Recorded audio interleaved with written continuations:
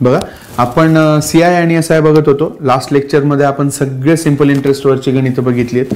Okay, तुम्हाला सांगितलंय की अजूनही तुम्ही गणितं कुठल्याही बुकमधली असू द्या, इररिस्पेक्टिव्हली आर एस अग्रवाल असू द्या, अरुण शर्मा असू द्या किंवा कुठलेही बुक असू द्या, काही इश्यू नाहीये. आपल्याला सगळे क्वेश्चन सारखेच असतात आणि आयोग कधी कुठला कसा क्वेश्चन विचारेल सांगता येत नाही. ओके, सो आता आपण चक्रवाढ व्याजवरचे बघूया. जे क्वेश्चन आपण मागच्या 2 लेक्चर्समध्ये आपण स्किप करत होतो ते चक्रवाढ व्याजवरची आपण सगळी गणितं आज आपण बघणार आहोत. बघा चक्रवाढ व्याज तुम्हाला सगळ्यात पहिल्या लेक्चरमध्ये मी काय सांगितलंय, चक्रवाढ व्याज म्हणजे एक वाक्य डोक्यामध्ये लगेच आलं पाहिजे, व्याजावर व्याज झालं. ओके, हे वाक्य ज्या क्षणी तुमच्या डोक्यामध्ये येईल तुम्हाला उत्तर काढण्यासाठी डोकं फास्ट चालायला मदत होणार आहे. ओके, व्याजावर व्याज असं मी तुम्हाला सांगितलं. आता आपण प्रत्येक प्रश्नाचं उत्तर काढण्यासाठी एक फॉर्मॅट वापरत असतो. ह्या पण एक प्रश्नाचं उत्तर काढण्यासाठी एक फॉर्मॅट वापरला जातो. ओके, सो त्याच्यासाठी काय करायचं, फॉर्मॅट एकदम डोळ्यामध्ये छापून घ्या. इथं आपण लिहायची असते प्रिन्सिपल अमाऊंट, राईट. इथे लिहायचा असतो रेट, जो की शक्यतो आपण कशामध्ये घेणार आहेत, फ्रॅक्शन मध्ये काढणार आहेत, राईट, फ्रॅक्शन मध्ये. ओके, आणि जितके वर्ष दिलेले आहेत, जितके वर्ष 2 वर्षाचे, ते आपण इथे गोळे करून वर्ष लिहिणार आहोत, राईट. 1 वर्ष 2 वर्ष हे आपण वर्ष लिहिणार आहोत, राईट. त्याच्यानंतर आता जशाल तसं करूयात. प्रिन्सिपल अमाऊंट किती आपल्याकडे, 12,000. हाच क्वेश्चन सोडवायला लागूयात. बघा 12,000 रुपये मुद्दलीचे दर साल दर शेकडा 12.5% दराने 2 वर्षाचे चक्रवाढ व्याज किती, राईट. 2 वर्ष म्हणून आपण 2 सर्कल मध्ये करून ठेवलेत. रेट काय सांगितलंय तुम्हाला, 12.5%. काहीच घाबरायचं काम नाही. टक्के म्हणजे काय असतात, छेदस्थानात 100 असतात. म्हणजेच काय, 1/8 सांगून झालंय तुम्हाला, राईट. 12.5% म्हणजेच किती, 1/8. पाठ करून घ्या, माहित नसेल तर पाठ करून घ्या. 12.5% म्हणजे 1/8, बरोबर. पण बघा आता सिंपल आहे, कसं सांगायचं आता बघा. इकडे बघा, 100/100 म्हणजे किती, 1, राईट. 50/100 म्हणजे किती, 1/2. 25/100 म्हणजे किती, 1/4. 12.5/100 म्हणजे किती, 1/8. 12.5, राईट. जर का ह्यांचे पण अर्धे केले, 6.25 अपॉन म्हणजे 6.25/100 म्हणजे किती, 1/16.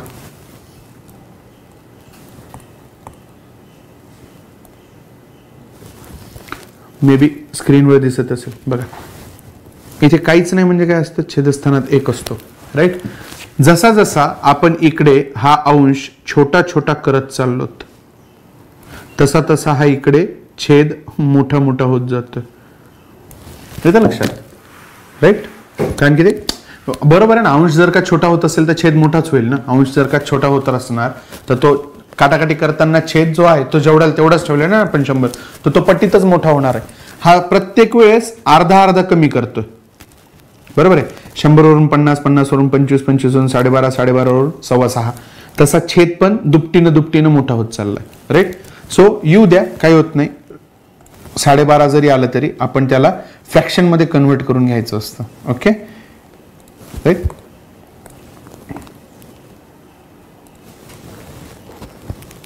ओके, झाले.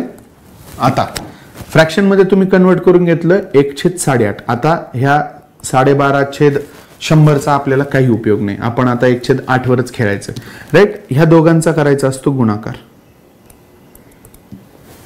ओके, पहिल्या वर्षी काय होईल, ह्या दोघांचा गुणाकार होईल. किती होईल, 1/8 गुणिले 12,000 म्हणजे काय, 8 ने जर का 12,000ला भाग दिला तर सुरुवातीचे 120 जर का आपण काढले, 1 2 2 एवढे, बरोबर आहे, आणि 8, राईट. गुणाकार म्हणजे काय, तर छेदामध्ये 8 जाईल. ह्या 8 ने जर का ह्या 120ला भाग दिला तर 15, आणि या 15 वरचे 2 शून्य म्हणजे किती झाले, 1500, राईट. 1500 झाले. तुम्हाला मी आधी सांगितलं होतं की CI इक्वल्स टू SI. कधी, पहिल्या वर्षी. CI equals to SI.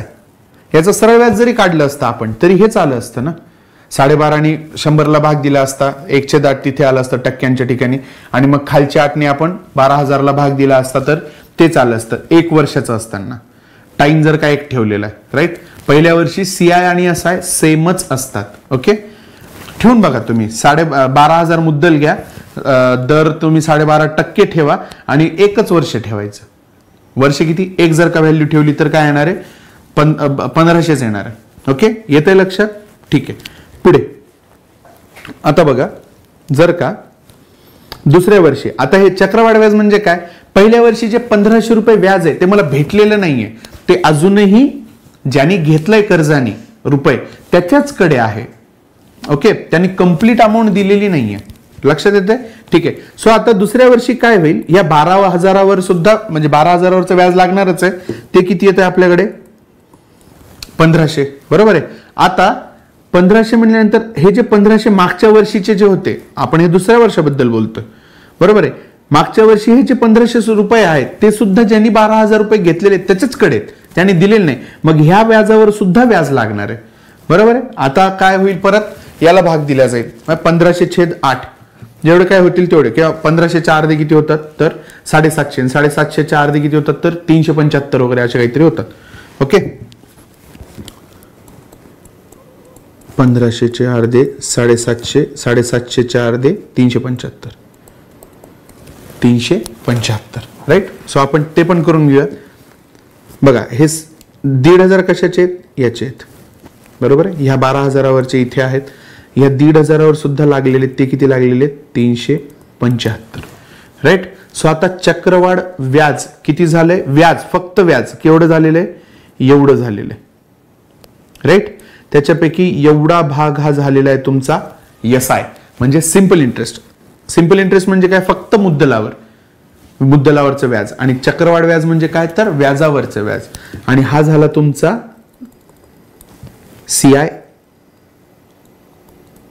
Minus SI म्हणजे डिफरन्स. हा झाला तुमचा डिफरन्स. आयोगाने एका वर्षी ह्या डिफरन्सवर विचारलेला आहे क्वेश्चन, म्हणून हे डिफरन्स तुम्हाला माहित असणं सुद्धा गरजेचं आहे. राईट. प्रत्येक इथून पुढे जेवढेही चक्रवाढ व्याजचे गणित येतील मी प्रत्येक वेळेस तुम्हाला सांगेन की हे सीआय एवढा आहे, त्याच्यापैकी एसआय एवढे, आणि हा साईडला उरलेला डिफरन्स आहे म्हणून. राईट. तिसऱ्या वर्षी आलं असतं, तिसऱ्या वर्षी तरी आपण काय केलं असतं माहिती आहे तुम्हाला? 1,500 हे भेटणारच आहेत. कशावरचे? ह्या 12,000वरचे. राईट. परत ह्या 1500वरचे किती भेटणार आहेत? 375. ह्या 1500वरचे किती भेटणार आहेत? दुसऱ्या वर्षीचे ह्या 1500चे 375. आणि मग हे जे सुद्धा व्याज त्याच्याचकडे जमा आहे त्याचे काय भेटले असते? 375/8 जे काय येईल ते पॉइंटमध्ये आन्सर. बरोबर आहे. तेवढे भेटले असते. येते लक्षात? ठीक आहे. आपण पुढचं गणित बघूयात. चक्रवाढ व्याजावरची. ओके, चक्रवाढ व्याज. राईट. बघा आता लक्ष द्या. आपल्याला माहिती आहे इथे आपण पी लिहित असतो, तो किती आहे? 1200 रुपये. इथे आपण दर लिहित असतो फ्रॅक्शन मध्ये. म्हणजे काय? 10% म्हणजे काय? 10/100 म्हणजेच किती फ्रॅक्शन मध्ये? 1/10. बरोबर आहे. चक्रवाढ व्याज किती वर्षांचं? 2 वर्षांचं विचारलं. सर्कलमध्ये 1, सर्कलमध्ये 2. पहिल्या वर्षी ह्या दोघांचाच गुणाकार 1200 आणि 1/10चा किती येणार आहे? शेवटचा शून्य कट होऊन जाईल 120. दुसऱ्या वर्षी पण सेम राहणार आहे 120. आणि मग आता याच्यावरचं व्याज येणार, ते किती येणार आहे? 12 रुपये.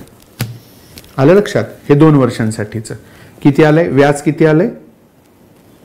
तर 240 आणि प्लस 12 म्हणजे किती? 252. ओके. जर का त्यांनी कंप्लीट रास विचारली आहे तर हे 252 तुम्हाला ह्या 1200 रुपये मुद्दलामध्ये टाकायचे, म्हणजे किती झाले? 1452. ओके. आले लक्षात? कळतंय? ठीक आहे. जर का हेच 3 वर्षांचं असलं असतं, आपण काय केलं असतं? 3 वर्षांचं केल्यानंतर 3 वर्षांचं केल्यानंतर परत इथे 120 दिलं असतं. कशावरचे? ह्या 1200वरचे. ह्या 1200वरचे 120. ह्या 120 वरचे हे इथे 12. ह्या पहिल्या वर्षीचे 120 वरचे, दुसऱ्या वर्षीचे 120 वरचे 12, आणि परत ह्या 12 वरचे किती आले असते? 1.2. जर का त्यांनी इनकेस तिसऱ्या वर्षीचं विचारलं असतं तर. राईट. 2 वर्षाचं तर कळालंय की आपल्याला किती आलेत? 252. राईट. चक्रवाढ व्याज किती आहे 252. इथं तिसऱ्या वर्षीचं विचारलेलं नाहीये, ते मी फक्त जस्ट तुम्हाला सांगतो. 252 हे झालं तुमचा इंटरेस्ट. कुठला? CI झाला. CI simple interest. जर का त्यांनी अमाऊंट विचारली असती तर तेच 1200 मध्ये हे ऍड करून तुम्हाला सांगायला लागलं असतं 1452 म्हणून. हा झाला तुमचा अमाऊंट. रास ठीक, रास राईट. पुढचं एक गणित बघूया. चक्रवाढ व्याज. आता तुम्हाला सांगितलेले आहेत 12,500 आणि 3 वर्षांचं विचारले. 1 2 5 0 2% दर आहे. 2% म्हणजे काय? वर 2 खाली छेदामध्ये 100 म्हणजे किती? 1/50. बरोबर आहे. आलं. 3 वर्षांचं विचारलंय. 1 2 3. बघा आता 1200 रुपये 12,500 हा 12,500 आणि छेदस्थानामध्ये इकडे 50 आहेत. बरोबर. गुणाकार म्हणजे 50 ने 12,500 ला भाग द्यायचा आहे. 0 0 कट होऊन जाईल बघा. 0 0 छेदस्थानामध्ये 50 0 0 कट होईल. 125 ला भाग दिला 25 आणि हे 250 म्हणजे पहिल्या वर्षी किती झाले? 250. पहिल्या वर्षी काय असतं? CI = SI 250 right. दुसऱ्या वर्षी ह्या 12,500 चे किती? 250 आणि पहिल्या वर्षीचे हे जे 250 आहेत त्याच्यावर किती येणार आहे? 5 रुपये राईट. 5 रुपये येणार आहे. तिसऱ्या वर्षी काय येणार आहे? 250. कशाचे? 12,500 चे. पहिल्या वर्षीच्या 250 चे 5 रुपये, दुसऱ्या वर्षीच्या 250 चे 5 रुपये राईट. आणि दुसऱ्या वर्षीचे हे जे 5 रुपये आहेत त्याच्यावरचं किती येणार आहे? आय थिंक 0.1 वगैरे असं काहीतरी. 0.1 0.1. ओके. येते लक्षात? ठीक आहे. आता पुढे बघा. तर चक्रवाढ व्याज, व्याजाची रास विचारली. व्याजाची रास म्हणजे काय? हे सगळं ऍड करायचंय तुम्हाला आणि ऍडिशन करून ह्याच्यामध्ये टाकून द्यायचं राईट. ऍडिशन करणं सुद्धा फार सोपी आहे, खूप सोपी असते. फक्त तुम्हाला थोडंसं त्याच्यामध्ये बारकावे बघावे लागतील. ठीक आहे. बारकावे बघा कसे आहेत ते. फक्त मन लावून फक्त एक गोष्ट ऑब्झर्व करा मी काय सांगतोय ते राईट. मी हे थोडंसं खोडून घेतो, नाही तर प्रत्येक गिचमिट दिसली की मग बघायला पण छान नाही वाटत ते राईट. बघा आता 250 आपल्याला 3 किमती दिसत आहेत एवढ्या ह्याच्यामध्ये. कोणत्या कोणत्या आहेत? 250 एक आहे, 5 एक आहे आणि 0.1 आहे. बरोबर आहे. आता बघा 250 ही किती वेळेस आलेली आहे? 3 वेळेस राईट.